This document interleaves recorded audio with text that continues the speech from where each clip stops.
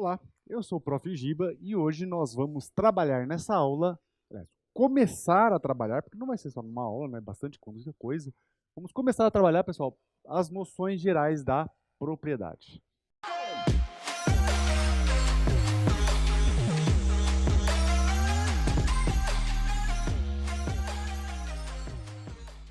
Veja, pessoal, nós passamos aí todo o estudo da posse, nós vimos lá o conceito de posse, teorias da posse, natureza jurídica da posse, nós vimos a classificação da posse, nós vimos as formas de aquisição e perda da posse, nós vimos os efeitos da posse, inclusive aí envolvendo aspectos das ações possessórias, e encerramos o estudo de posse, pessoal. Agora, nós precisamos entrar nos direitos reais.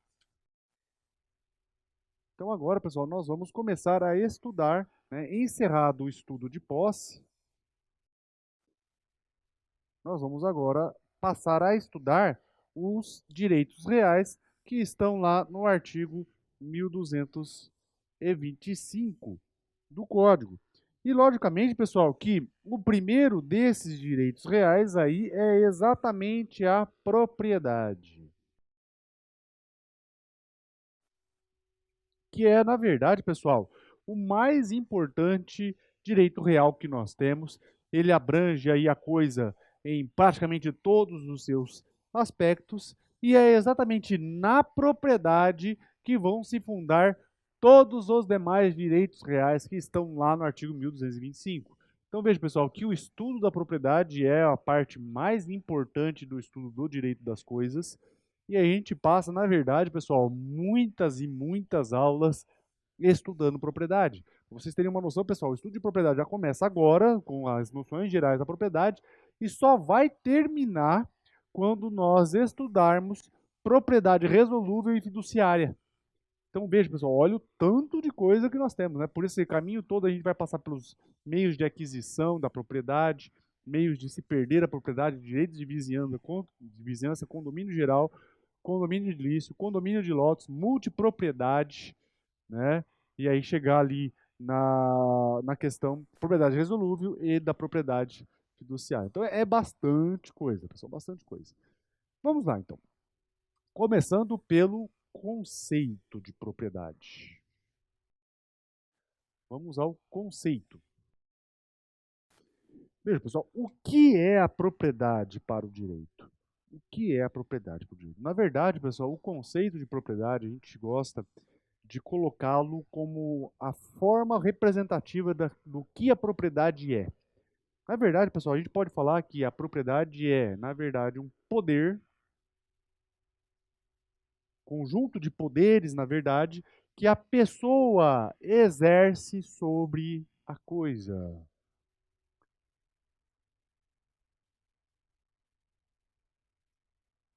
Normalmente de modo exclusivo.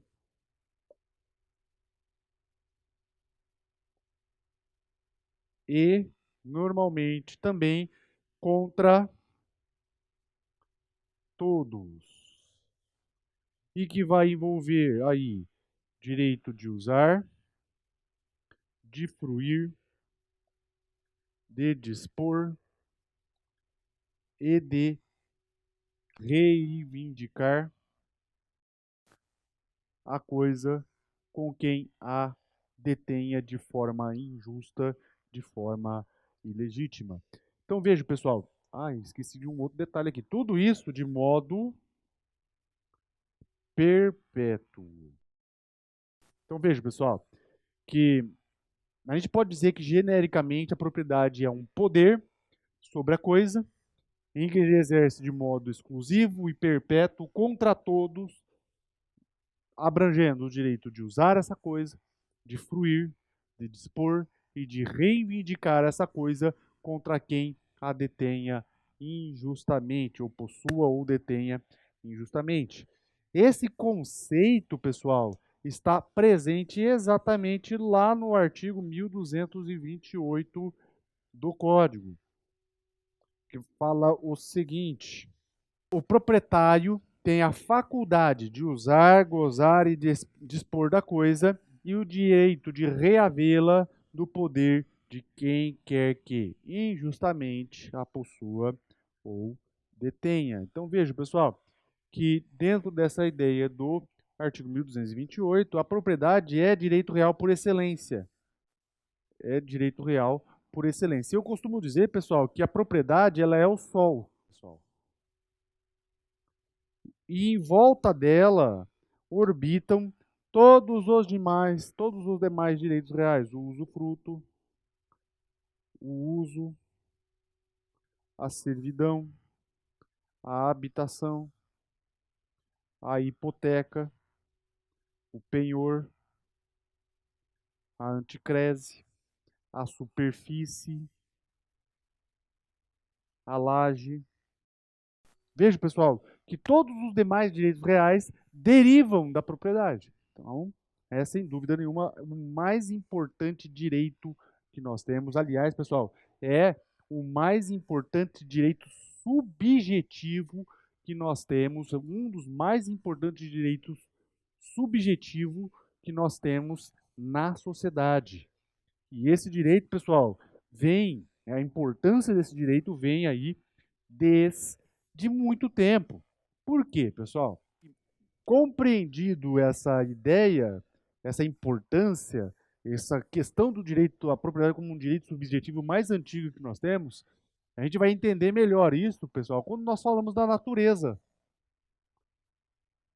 e fundamento da propriedade, fundamento jurídico da propriedade.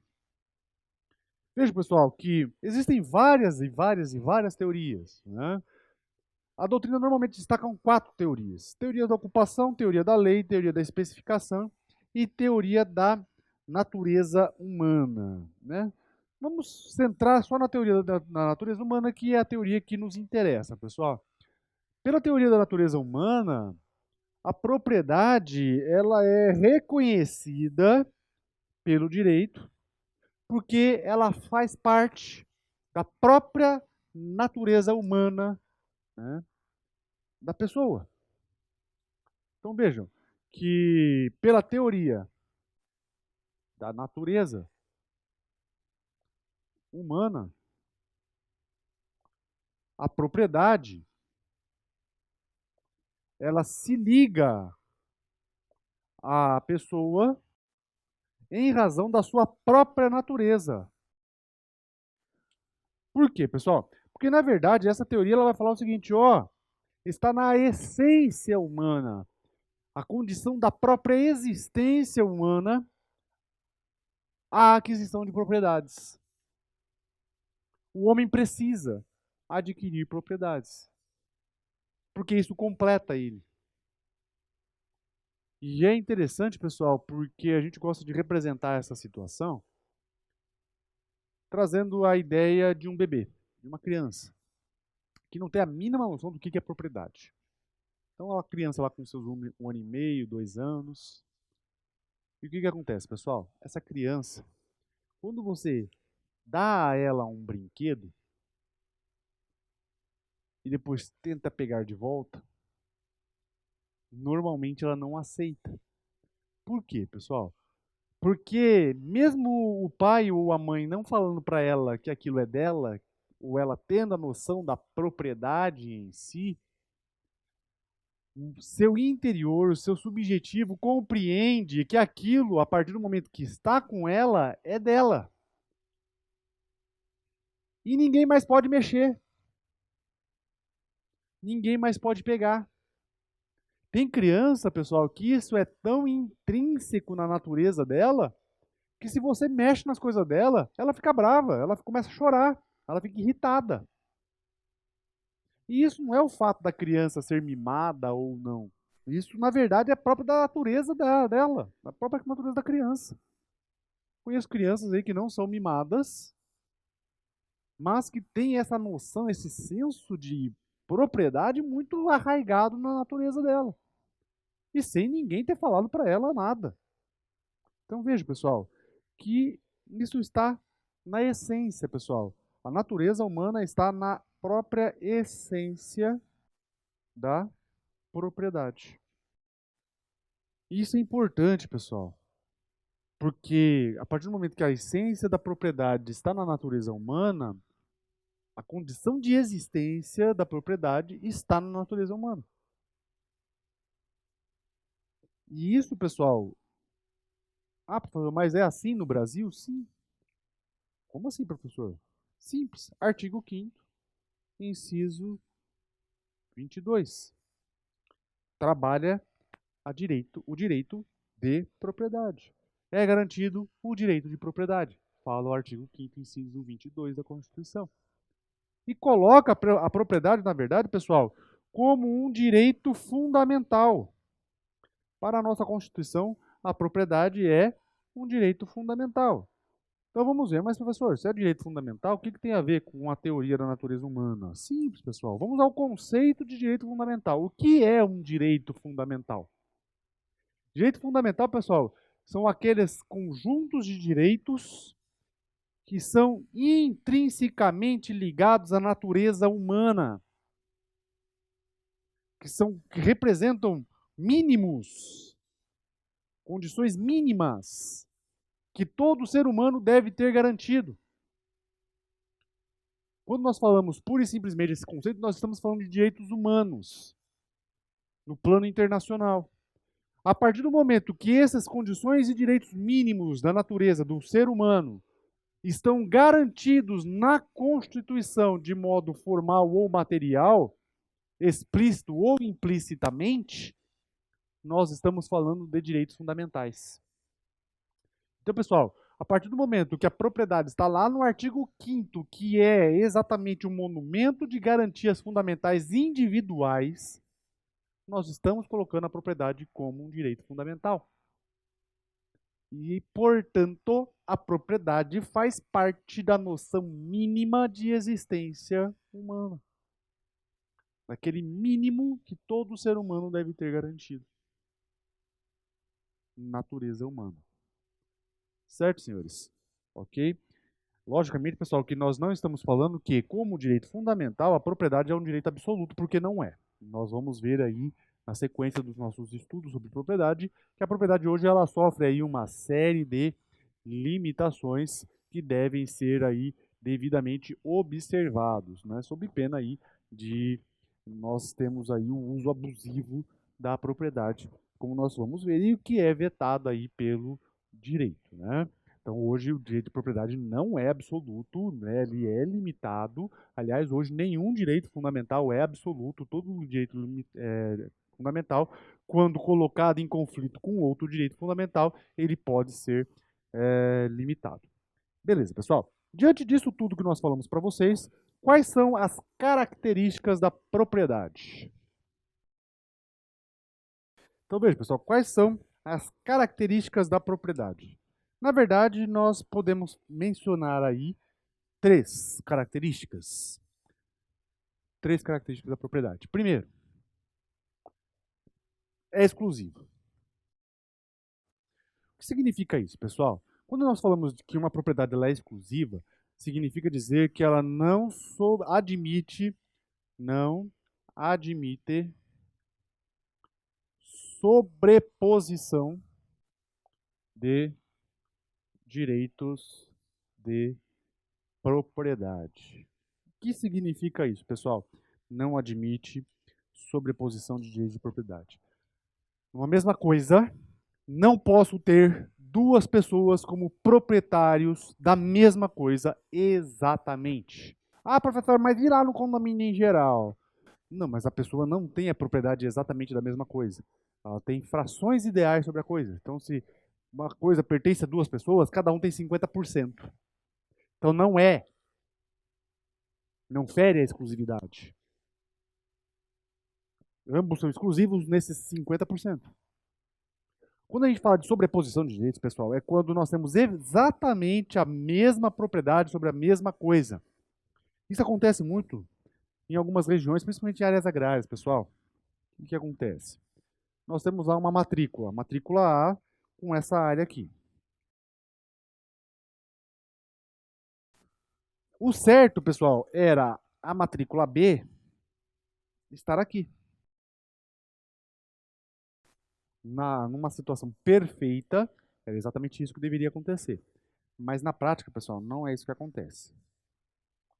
Na prática, o que acontece, pessoal? Na prática, por causa de erros de medição e tudo mais, pode acontecer da propriedade B estar desse jeito aqui. Ou seja, pessoal, a propriedade B está se sobrepondo na propriedade A. Isso fere a exclusividade. Porque, vejam, pessoal, nessa situação aqui, nós temos duas pessoas sendo proprietárias da mesma coisa. Está errado. Isso é sobreposição. Algum dos dois não vai ser proprietário. Alguma das duas matrículas está errada. E isso, pessoal, quando acontece na prática, gera disputas pesadas, disputas reivindicatórias, disputas que questionam a propriedade pesadas, litigiosas no extremo, para se resolver a situação. Então, vejam, pessoal, a propriedade ela é exclusiva, tá? Não pode haver sobreposições de direitos de propriedade em cima da mesma coisa. Segunda situação, segunda característica, pessoal, é absoluta. É absoluta. Quando a gente fala de absoluta aqui, pessoal, não é absoluta de fazer o que quiser que a propriedade seja ilimitada, não, né? Essa absoluta aqui, pessoal, é aquilo que a gente falou lá no comecinho do nosso estudo sobre direitos reais. Nós começamos a falar sobre a situação de que o titular do direito, ele pode opor o direito real contra todos da sociedade, ou seja, no sentido de ser oponível erga omnes, contra todos, tá? Então, quando a gente fala aí do direito real, do direito de propriedade ser absoluto, significa que ele é oponível contra todos. Então, o proprietário pode opor o seu direito de propriedade contra qualquer pessoa que for lá ilegitimamente interferir nessa propriedade. E por fim, pessoal, é perpétua, irrevogável e perpétua.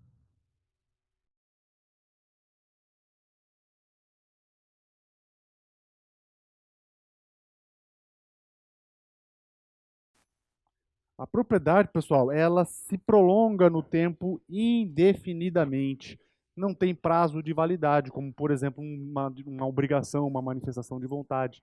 A propriedade ela vai se prolongar no tempo, pessoal, de modo perpétuo. Só vai se extinguir quando há uma causa extintiva, que nós chamamos de causas ou hipóteses de perda da propriedade. Do contrário, pessoal, ela vai se prolongar. Ah, professor, mas e a morte? A morte não interrompe a propriedade? Não. Por quê, pessoal? Porque, pelo princípio da Saizine, que vocês vão estudar lá no direito das sucessões, a partir do momento que a pessoa morre, automaticamente, todo o seu patrimônio, naquele instante que ele fez o passamento para melhor ou para pior, naquele instante, todo o patrimônio dela vai para os herdeiros. Então, toda a propriedade que ele tiver vai automaticamente para o herdeiro em solução de continuidade. O inventário só vai dividir a coisa e dar briga também. É só para isso, porque na verdade o patrimônio já está com os herdeiros. No campo legal já está. Então veja, pessoal, que a propriedade ela continua.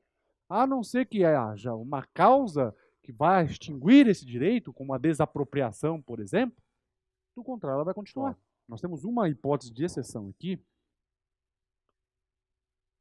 que é a propriedade resolúvel. A propriedade resolúvel, pessoal, é uma propriedade que tem prazo para acabar. Ela vai acabar, uma hora ela vai acabar. Tá? Essa é a única situação onde nós temos uma propriedade que não é, que foge essa regra da perpetuidade, certo? Outro ponto importante que nós temos que discutir quando nós falamos de propriedade, o seu objeto.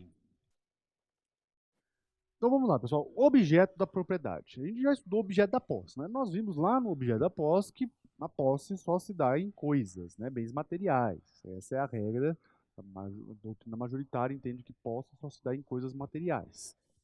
Bom, pessoal, vejam, se a posse ela é uma manifestação da propriedade, a exteriorização da propriedade, e se a posse só pode em coisas, tecnicamente, então, a propriedade, né, também só poderia ir em coisas, ou seja, bens materiais. Bens imateriais ficariam aí a cargo do direito autoral ou da propriedade industrial. Mas, pessoal, isso aí não é um ponto pacífico. Nós já tivemos decisões reconhecendo o direito de propriedade de bens imateriais, né, inclusive dando proteção da propriedade de bens imateriais. Mas a regra ainda tem prevalecido que a ideia é só em relação a coisas. Vejam, pessoal, que um ponto interessante que a gente tem que pensar quando a gente vai falar de objeto da propriedade é que a partir do momento que você reconhece que um bem imaterial ele pode ser objeto de propriedade, automaticamente você também está reconhecendo que esse bem também pode ser objeto de posse.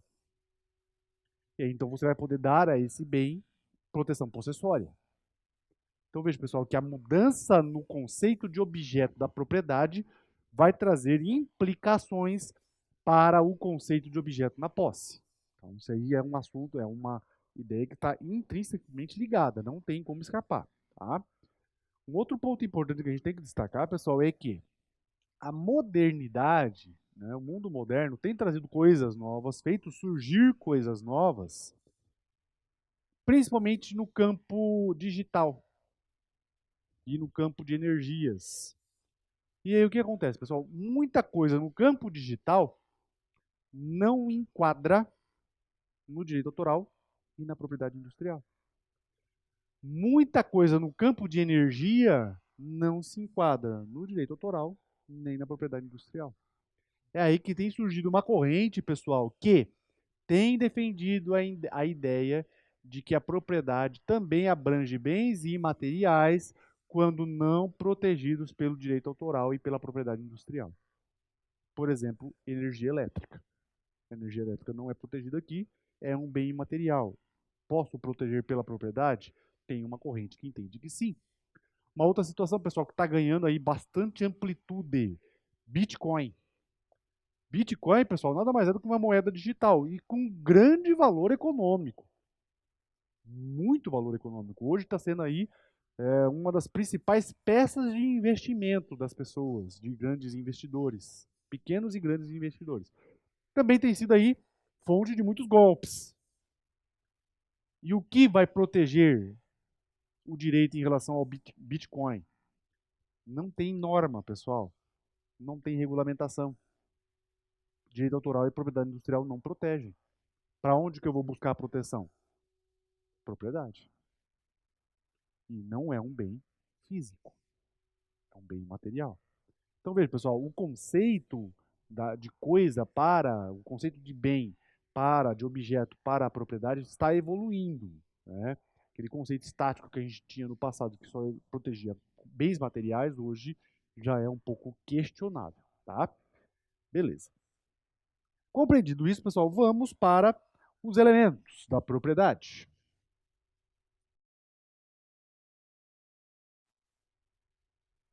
Veja, pessoal, que na verdade os elementos da propriedade são, algumas doutrinas chamam de poderes.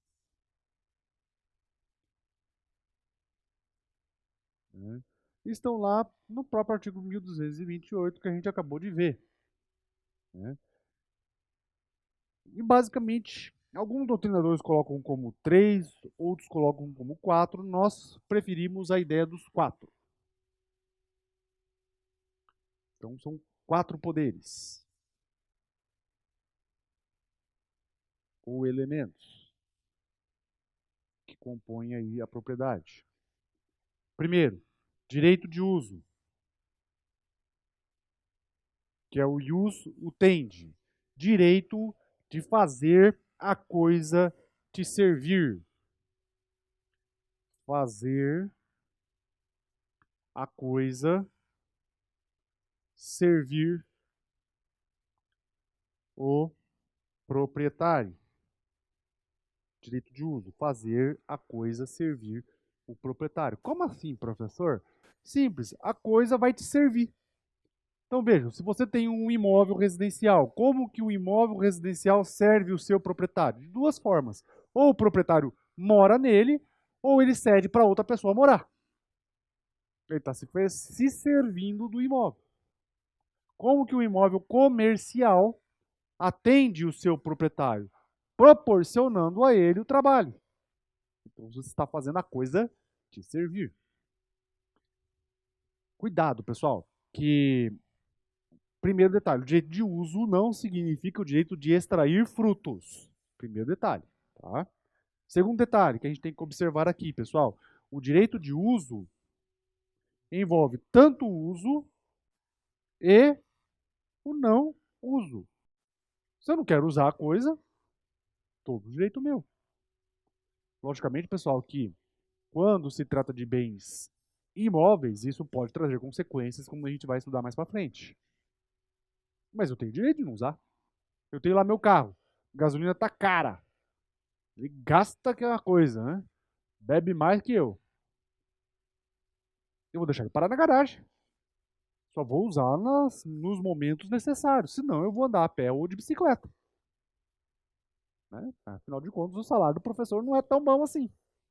Então, a gasolina tá cara, a gente deixa o carro parar na garagem. É um direito meu. Direito de uso e de não usar. Não quero usar, vai ficar parado lá. Certo, pessoal? Ok?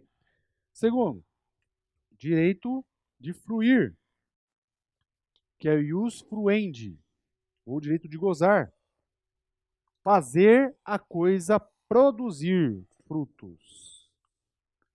Fazer e extrair frutos. E produtos. Ius fruendi, pessoal. O proprietário, além de ter o direito de usar, tem o direito de extrair da coisa os frutos e produtos que ela possa lhe dar. A diferença de pessoal de fruto e produto, né, como a gente já sabe, é que o fruto é apenas são renováveis, né? Por isso a extração não diminui a substância da coisa. Já o produto não é renovável, portanto a extração diminui a substância da coisa, tá? Mas veja, o proprietário tem o direito de extrair todas as vantagens econômicas que a coisa possa lhe servir. E terceiro, dispor.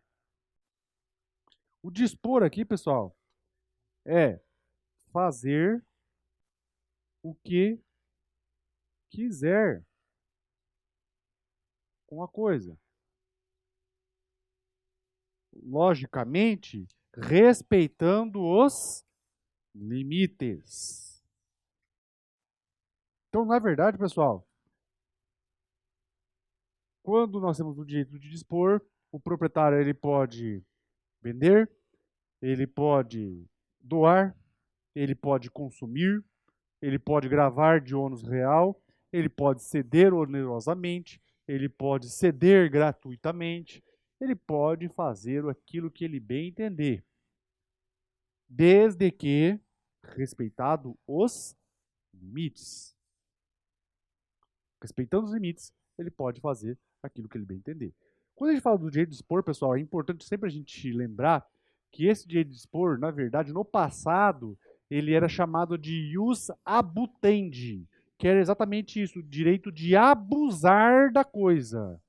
Por quê? Porque no passado, pessoal, isso aí até as grandes guerras, principalmente, 1930, 40, por ali, o direito de propriedade era absoluto, no sentido de que o proprietário poderia fazer aquilo que ele bem entendesse com a coisa. Hoje não mais.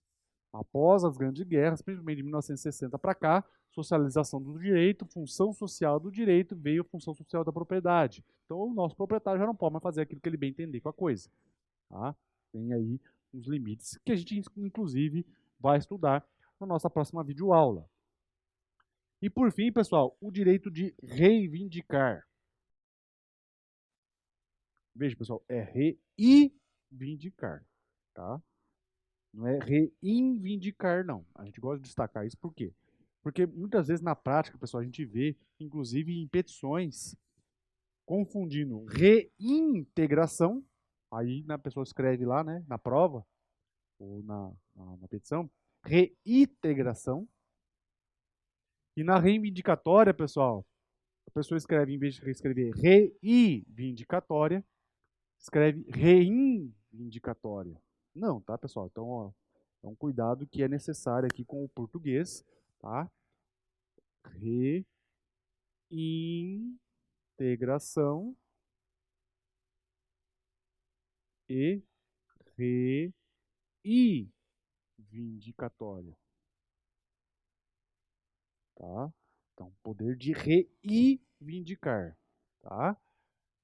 Veja, pessoal, que esse poder aqui significa você poder, na verdade, ele decorre do direito de sequela que o direito real tem, assim a propriedade também. Então significa que o proprietário pode buscar a coisa, pode perseguir a coisa com quem quer que ela esteja injustamente, ilegitimamente. Esse é o direito de reivindicar. Então veja, pessoal, que o poder de reivindicar, ou o direito de reivindicar para alguns doutrinadores, na verdade, o fundamento da ação reivindicatória. Só pode reivindicar quem tem o poder de reivindicar. Só pode reivindicar, só pode entrar com a ação reivindicatória quem tem o poder ou o direito de reivindicar. Do contrário, não pode. Certo, senhores? Então é isso, pessoal. Essa foi a nossa primeira aula sobre noções da propriedade. Espero que vocês tenham gostado. Se ficou aí alguma dúvida, pode mandar aí nos comentários, ou pode mandar lá para o nosso direct, @souprofgiba no Instagram, tá? Não deixe também, pessoal, de verificar os nossos demais canais, eu vou deixar o link aí para vocês. E é isso, se você gostou desse vídeo, deixa aí o seu like, compartilhe com seus amigos, comente, e não deixe de se inscrever no nosso canal, né? Isso é bastante importante aí para nós ter esse feedback de vocês. Até a nossa próxima aula, pessoal. Beijão e fique com Deus.